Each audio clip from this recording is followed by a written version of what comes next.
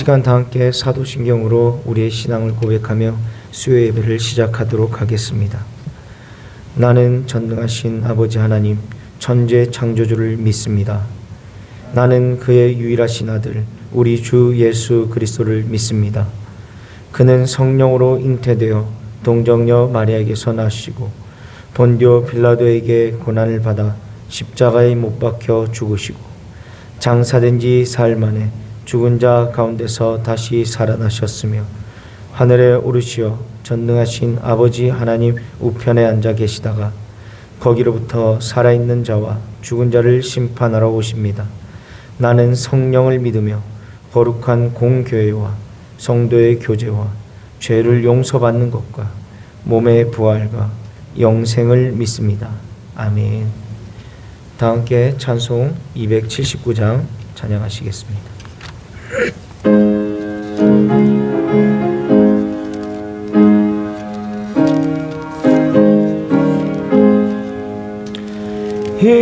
인내하신 구세주여 내가 비오니 죄인오라 하실 때에 날 부르소서.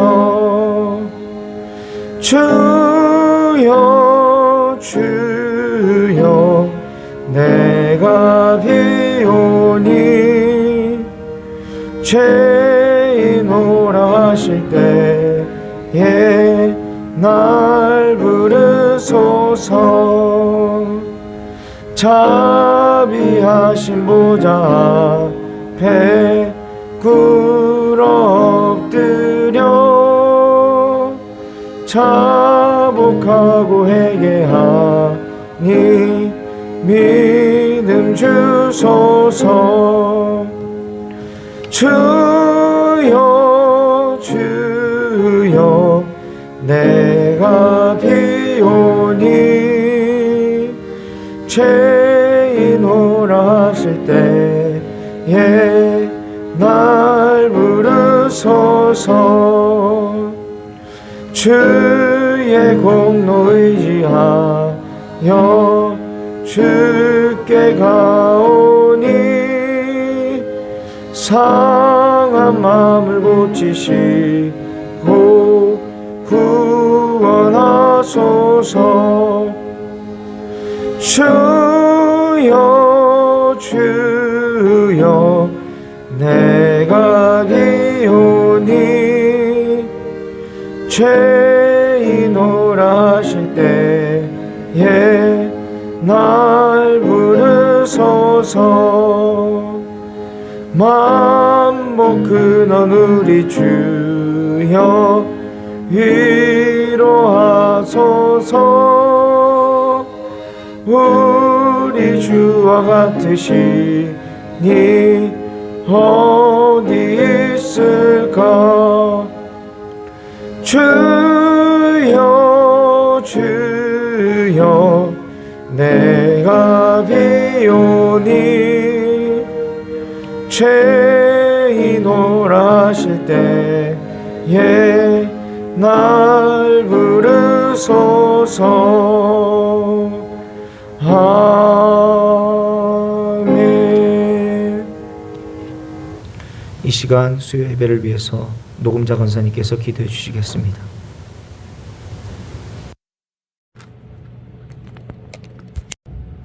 이 시간 귀한 예배를 평안히 드릴 수 있게 하시니 감사합니다.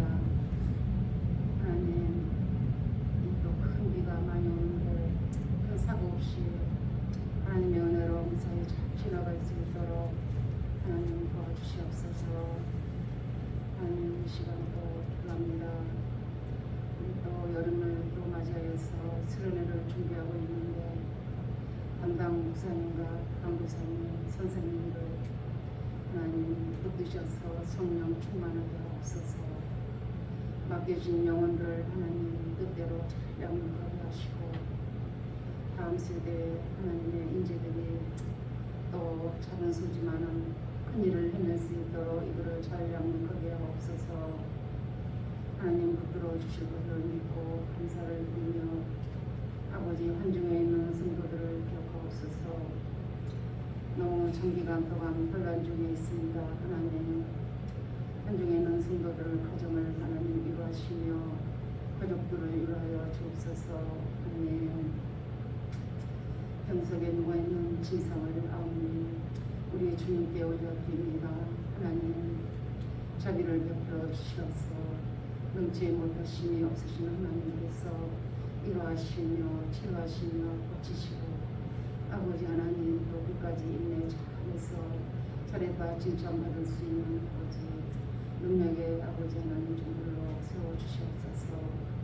하나님, 감사를 드립니다. 아버지 하나님, 앞으로 또한 아버지 피백받은 아버지 주의 종들이 하나님의 일들을 잘 감당해 하옵소서.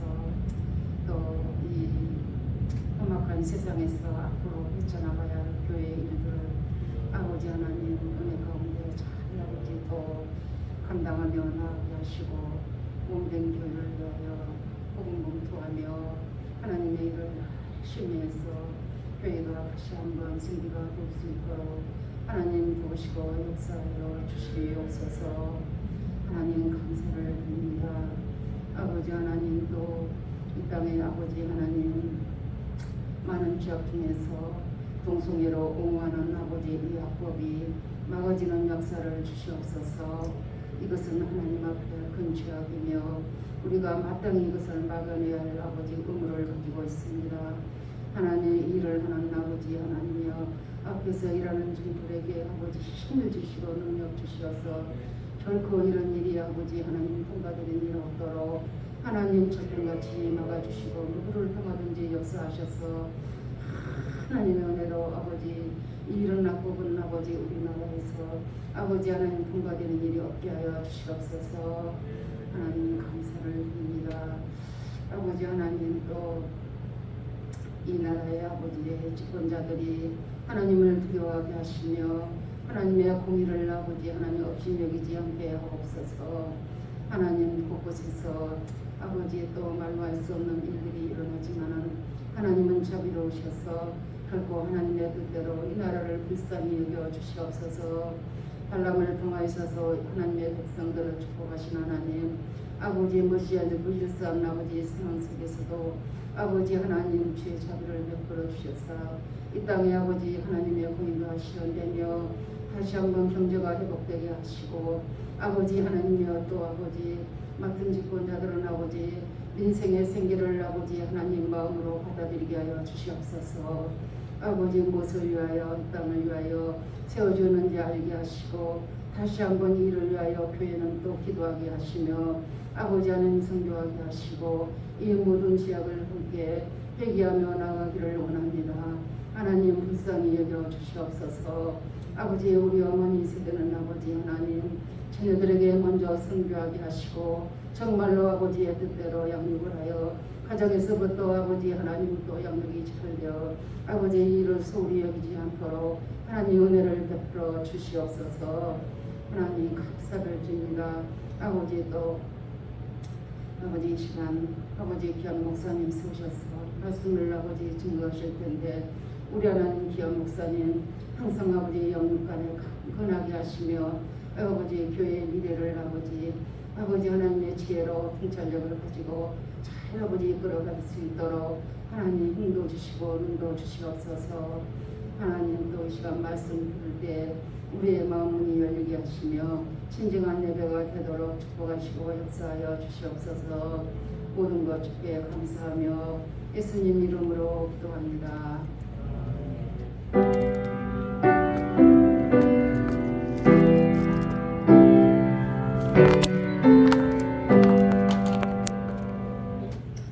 오늘 이 시간 우리에게 주신 하나님 말씀은 출애굽기 6장 1절 말씀입니다. 출애굽기 6장 1절입니다. 제가 가진 성경으로는 구약 성경 89페이지에 있습니다. 출애굽기 6장 1절 다 찾으신 줄 알고 제가 낭독해 드리겠습니다. 하나님의 말씀을 들으십시오. 여호와께서 모세에게 이르시되 이제 내가 바로에게 하는 일을 내가 보리라. 강한 손으로 말미암아 바로가 그들을 보내리라. 강한 손으로 말미암아 바로가 그들을 그의 땅에서 쫓아내리라. 아멘. 담임 목사님 나오셔서 출애굽기 6장 강해해 주시겠습니다.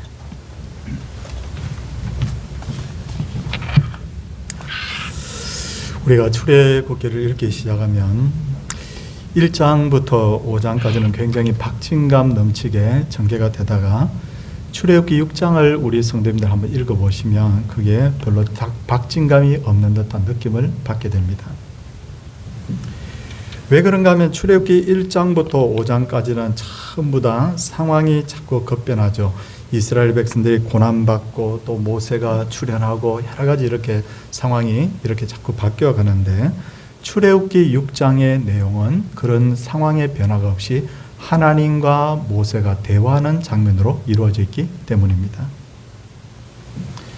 그러다 보니 많은 이들이 출애굽기를 읽을 때 출애굽기 6장을 그냥 대충 읽고 그렇구나, 하나님께서 이렇게 말씀하셨구나 이러고 넘어가 버리는데, 그런데 출애굽기 6장을 정말 깊이 공부해 보면 이 장이 굉장히 중요하다는 것을 알 수 있습니다.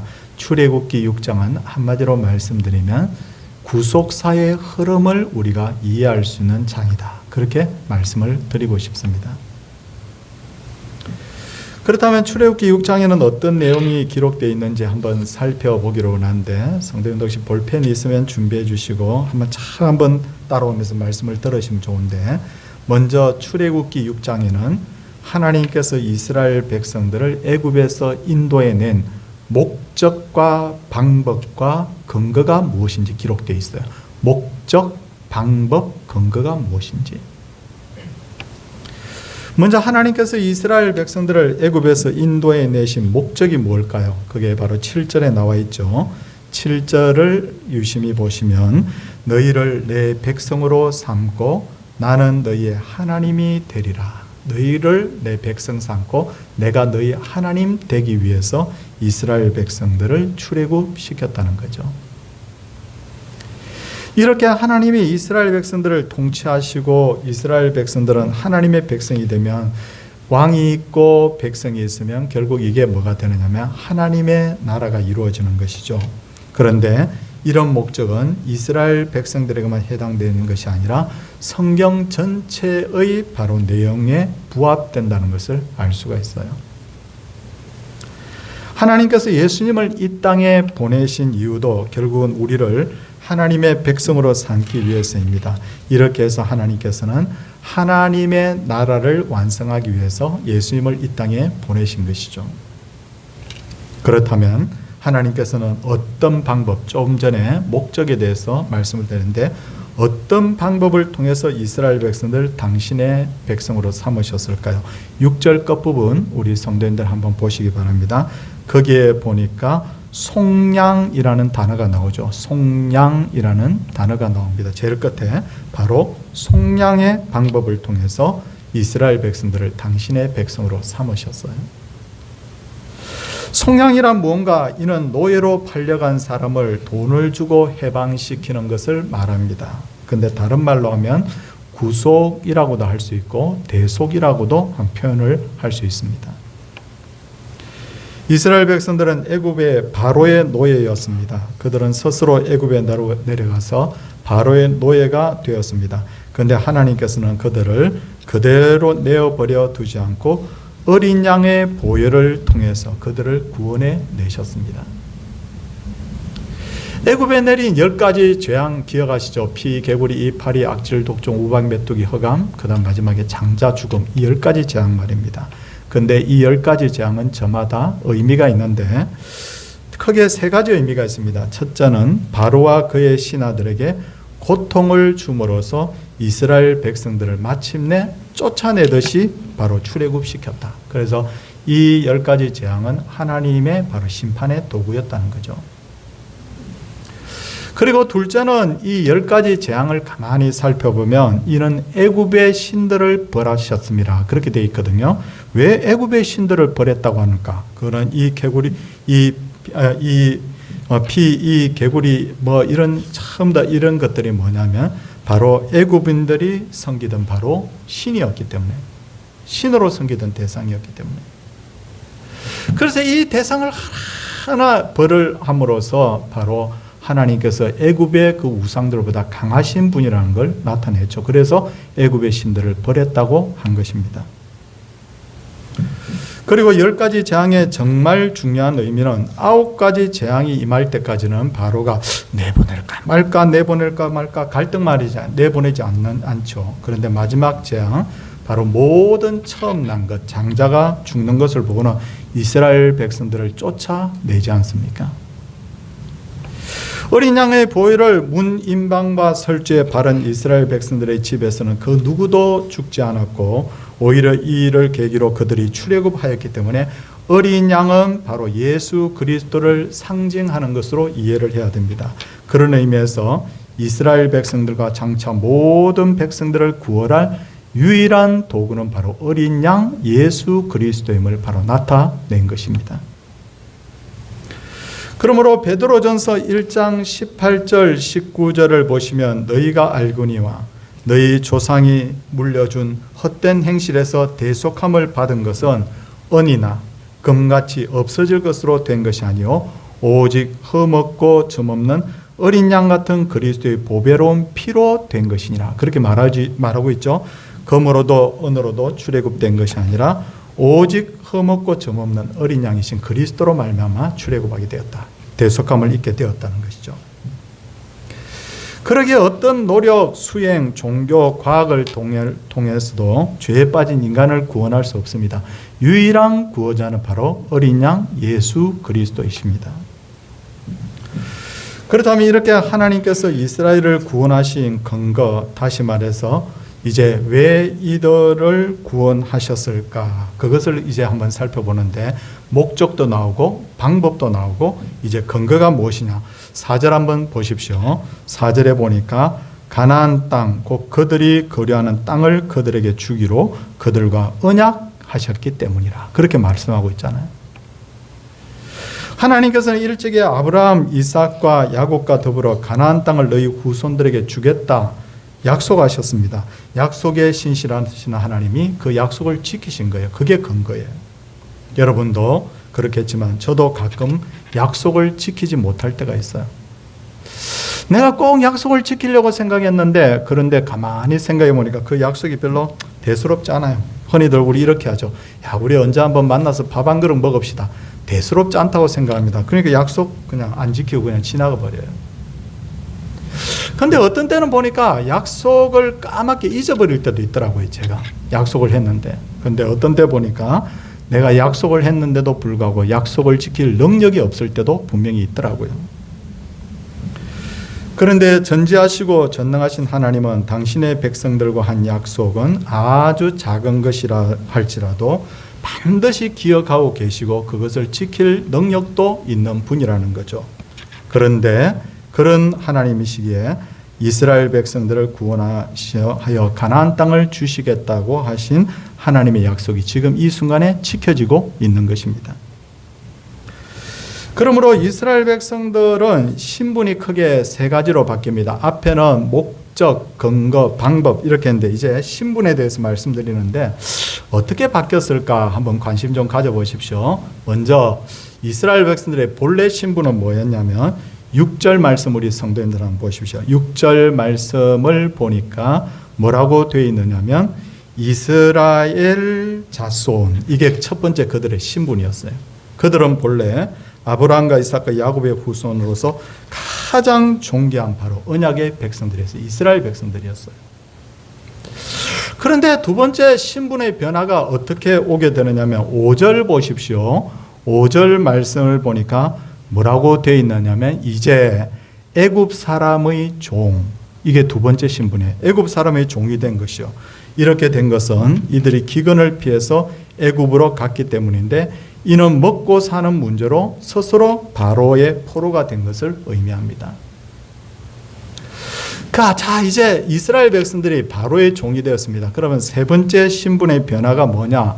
7절 말씀 보십시오. 이제 이들의 신분이 뭐로 바뀌느냐면 내 백성, 여기서 말하는 내 백성이란 바로 하나님의 백성이 될 것을 말씀을 하고 있습니다. 이 일을 이루시기 위해서 하나님께서는 모세와 아론을 하나님의 대리자로 세우셨고 어린 양이 피 흘려 바로 죽게 하신 것이에요. 그러니까 우리도 이와 같이 세 가지 신분의 변화가 지금 있는 거예요. 그렇다면 왜 하필이면 이스라엘 백성들에게 이렇게 큰 은혜를 베푸셨을까요? 신명기 7장 6절 7절 보시면요, 여호와께서 너희를 기뻐하고 너희를 택하시면 너희가 다른 민족보다 수요가 많기 때문이 아니니라. 너희는 오히려 모든 민족 중에서 가장 작으니라. 여호와께서 다만 너희를 사랑하심으로, 여기서 사랑하심으로 말미암아 또는 너희의 조상들에게 하신 맹세를 지키려 하심으로, 맹세 지키는 것 말미암아 자기의 권능의 손으로 너희를 인도하여 내시되 너희를 그 종되었던 집에서 애굽 왕 바로의 손에서 속량하셨나니라고 말씀하고 있습니다. 그러니까 하나님께서 이스라엘 백성들에게 구원의 은혜를 베푸신 것은 수적으로 큰 민족이었기 때문이 아니라 두 가지 이유입니다. 하나는 사랑하심으로, 사랑하셨기 때문이고, 둘째는 맹세를 지키시려고, 약속하신 것을 지키시려고, 그래서 구원을 하셨다 그 말이에요. 이런 하나님의 마음을 우리도 충분히 이해할 수 있는데, 가령 어떤 분이 여러분 당신은 왜 이렇게 아이들에게 그렇게 헌신적입니까? 이렇게 물어보면 뭐라고 대답하겠어요? 글쎄 말이에요, 우리 집 아이들이, 아들 딸이 참 공부도 잘하고 말도 잘 듣고 신앙생활도 잘해요. 그래서 내가 헌신하는 거 아닙니까? 이렇게 대답합니까? 그럴 부모는 거의 없을 거예요. 공부도 못하고 말도 듣지 않고 신앙생활도 허지부지 제대로 하지 않는데도 불구하고 헌신하는 부모가 많습니다. 왜 우리는 자녀들에게 이와 같이 헌신할까요? 우리가 그들을 무조건 사랑하기 때문이에요. 사랑하기 때문에. 그러므로 하나님께서 우리를 당신의 백성 삼으신 이유도 동일합니다. 우리가 잘나고 신실하고 멋진 사람이기 때문이 아니라 바로 하나님의 사랑의 대상이기 때문에. 그러기에 이스라엘과 우리들은 하나님 앞에 감사할 것밖에 없다는 거예요. 그런데 문제는 모세와 아론이 이런 하나님의 뜻을 이스라엘 백성들에게 전하자 그들의 반응이 어땠을까요? 이제 9절 말씀 한번 보십시오. 하나님이 이런 것을 하시려고 한다, 너희를 구원하시려고 한다 그러자 모세가 이와 같이 이스라엘 자손에게 전했다는 거죠. 그들이 마음의 상황과 가혹한 노역으로 말미암아 모세의 말을 듣지 아니하였더라, 이렇게 말씀하고 있어요. 마음의 상함이라는 것은 그들의 영에 지금 문제가 생겼음을 말하는 거죠. 가혹한 노역이란 그들이 지금 육체적으로 매우 힘든 상태에 있음을 말합니다. 그러므로 결국 이스라엘 백성들은 오랜 애굽에서의 고통으로 시간으로 말미암아 하나님의 말씀에 순종하려고 하지 않았다는 것을 알 수가 있습니다. 그런데 이것은 처음에 모세가 하나님의 말씀을 전했을 때와는 판이하게 다른 모습이에요. 성도님들, 우리 앞에 말씀 하나 좀 찾아보겠습니다. 출애굽기 4장입니다. 4장 31절 보십시오. 4장 31절 말씀에 보니까 그때 모세가 백성들을 찾아가서 말을 전하죠. 하나님 말씀. 그러니까 어떻게 합니까? 4장 31절에 보니까 백성이 믿으며 여호와께서 이스라엘 자손을 찾으시고 그들의 고난을 살피셨다 함을 듣고 머리를 숙여 경배하였더라. 자, 그렇죠. 4장에서는 분명히 감격해서 머리를 숙여 하나님 앞에 경배했는데 조금 전에 읽은 말씀 9절에 의하면 하나님의 말씀을 듣지를 않아요. 그리고 이런 이스라엘 백성들, 이런 모습들이 갑자기 전에하고 지금하고 좀 달라졌는데 이런 이스라엘 백성들의 모습은 오늘 우리들에게도 그대로 찾아볼 수 있습니다. 예를 들어서 어떤 사람이 죽음에 대해서 심각하게 고민합니다. 사람이 왜 죽는 걸까? 죽으면 어떻게 되는 걸까? 그런데 친구가 대답을 해줍니다. 그 죽음 문제 때문에 잠 못 이루는 이에게 성경 말씀을 들려주는 거예요. 바로 이거다. 그 말을 바로 들은 친구, 죽음은 죄 때문이고 천국으로 예수 그리스도를 믿으면 천국 간다, 이걸 딱 전해들은 그 친구는 답을 찾았어요. 야, 이제 내가 죽음 문제가 해결돼서 이제는 어떻게 살아야 되는지 알 것 같아, 이렇게 외칩니다. 그래서 그에게 이어서 뭐라고 말합니까? 복음을 전한 친구가 자, 그럼 이제부터 우리 같이 교회 갈래? 이렇게 하죠. 근데 그 답을 얻은 친구가 뭐라고 말합니까? 그러고 싶은데 난 너무 바빠. 난 일요일에 해야 될 일도 있고 좀 쉬고 싶어. 바로 이거예요. 이처럼 많은 이들이 세상의 염려와 희생을 치르기 싫어서 복음을 들었음에도 불구하고 선뜻 하나님 앞에 나오지 못하는 거예요. 그래서 성경에는 뭐라고 말합니까? 밭이 네 가지가 있다. 길가밭, 가시밭, 돌짝밭, 옥토밭이 있다고 말하는 것. 이유는 뭐냐면 다 복음을 듣지만 반응하신 것이 다 다르다는 거예요. 이제 하나님께서 모세에게 11절을 보십시오. 11절을 보시면 들어가서 애굽왕 바로에게 말하여 이스라엘 자손을 그 땅에서 내보내게 하라 이렇게 말하라고 합니다. 그러면 모세가 아멘 해야 되죠. 근데 아멘 안 합니다. 12절 보시면 모세가 여호와 앞에 아뢰어 이르되 이스라엘 자손도 내 말을 듣지 아니하였거든 바로가 어찌 들으리까 나는 입이 둔한 자니이다 라고 합니다. 성도님들, 모세의 이 변명이 일리가 있습니까? 저는 일리가 있다고 생각해요. 모세가 지금 가진 게 뭐가 있어요? 모세가 무슨 능력이 있어요? 동족하고 그동안 떨어져서 오랫동안 40년 동안이나 밖에서 살아왔던 사람들이, 근데 이스라엘 백성들에게 갔어도 하나님 말씀 전하니까 우리 안 들을래 그러는데 바로가 듣겠느냐는 거예요. 일리가 있지 않습니까? 하지만 모세가 잊고 있었던 것 한 가지가 있습니다. 그게 뭡니까? 그것은 모세가 모세로서 바로를 만나는 것이 아니라 하나님의 대리자로 바로 바로를 만난다는 거죠. 그러므로 모세가 바로를 만나는 것은 자신의 이름으로 만나는 것이 아니라 하나님의 이름으로 만나는 것이기 때문에 모세는 하나님이 시키는 대로 하기만 하면 되는 거예요. 그리고 일찍이 하나님께서는 뭐라고 말합니까? 내가 너의 입과 함께 하겠다고, 너에게 할 말을 내가 주겠다고 하셨잖아요. 그러므로 모세는 염려할 게 없어요. 그냥 하나님 하시는 말씀대로 순종하기만 하면 되죠. 아멘. 저는 하겠습니다. 하나님께서 저를 보내셨으니 책임져 주실 줄 믿습니다. 그렇게 하면 되는데 하나님의 약속을 믿지를 못하니까 자꾸 자기를 보니까 내가 어떻게 바로에게 가서 그 말을 합니까? 백성들도 그 말 안 듣는데 어떻게 바로가 그 말 듣겠습니까? 지금 이 말 할 수밖에 없는 거예요. 근데 문제는 우리도 이럴 때가 많다는 겁니다. 뭐냐면 저도 이 말씀 준비하면서 제 자신을 돌아보니까 참 부끄러워요. 왜냐하면 하나님이 기도하라 그러면 우리가 어떻게 하면 돼요? 우리 기도하면 되잖아요. 그런데 어떻게 합니까? 걱정할 시간은 있는데 기도는 안 해요. 그렇잖아요. 저도 참 그럴 때가 많더라고요. 걱정은 하고 있는데 아이고 이러면 어쩌지 저러고 그럴 시간에 기도하면 되는데 하나님 명령을 저버리고 걱정만 하고 있을 때가 있어요. 또 하나님 말씀에 순종하라고 하면 그대로 하면 되는데 이런 변명 저런 변명되면서 우리가 해보지도 않고 그렇게 한다고 되겠습니까? 너 원수를 사랑해.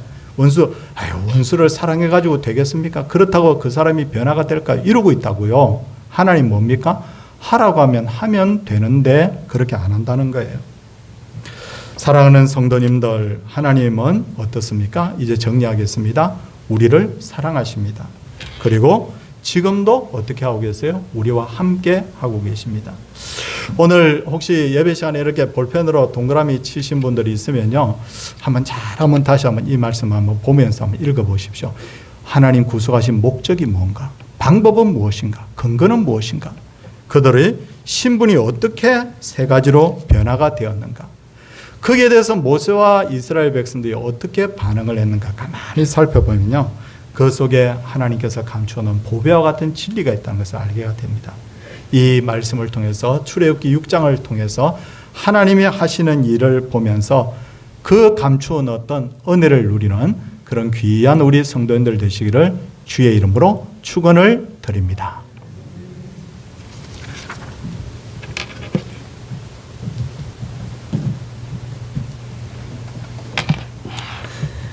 찬송가 288장입니다.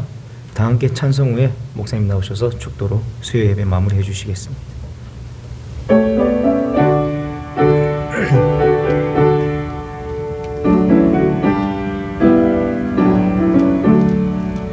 예수를 나의 구주 삼고 성령과 피로써 거듭나니 이 세상에서 내 영혼이 하늘의 영광 누리도다.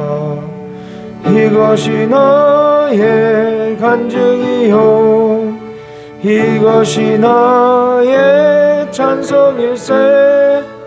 나 사는 동안 끊임없이 구주를 찬송하리로다. 온전히 주께 맡긴 내 영, 사랑의 음성을 듣는 중에 천사들 왕래하는 것과 하늘의 영광 보리로다. 이것이 나의 간증이요, 이것이 나의 찬송일세. 나 사는 동안 끊임없이 구주를 찬송하리로다.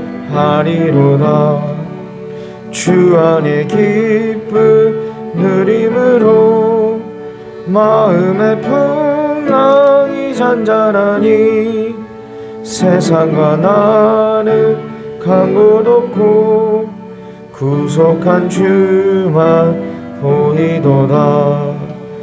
이것이 나의 간증이요, 이것이 나의 찬송일세.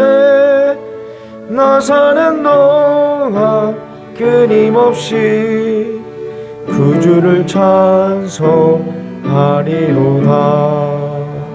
아멘.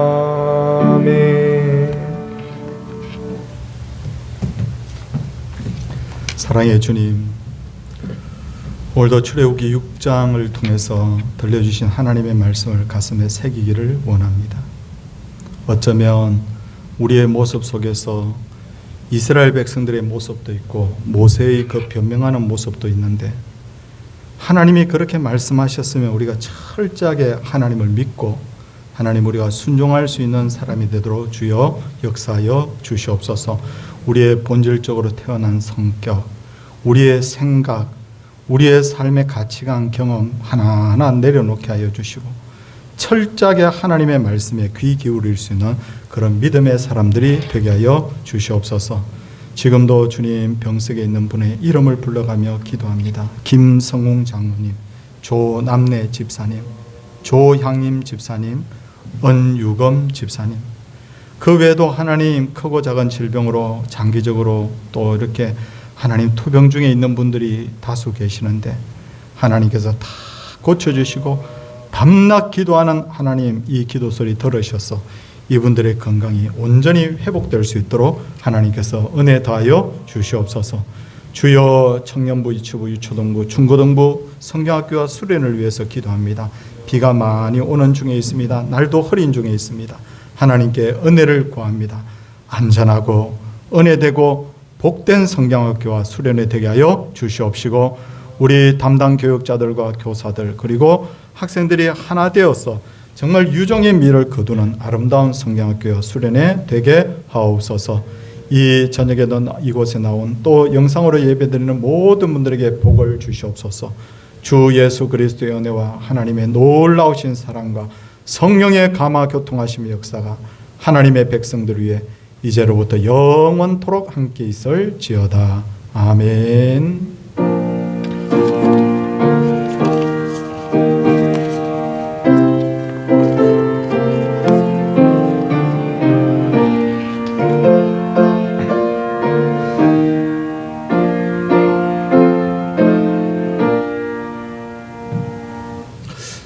우리 성도들 예배 마쳤습니다. 이렇게 수요일 날 코로나 끝나고 나서 정말 한 너댓 분 이렇게 앉아 계시는 건 마음이 좀 많이 아팠는데 조금씩 또 이렇게 자리를 채워주신 것 정말 감사를 드리고 우리가 한번 최선을 다해 보겠습니다. 함께 힘을 모아 주십시오. 옆에 분들과 인사하겠습니다.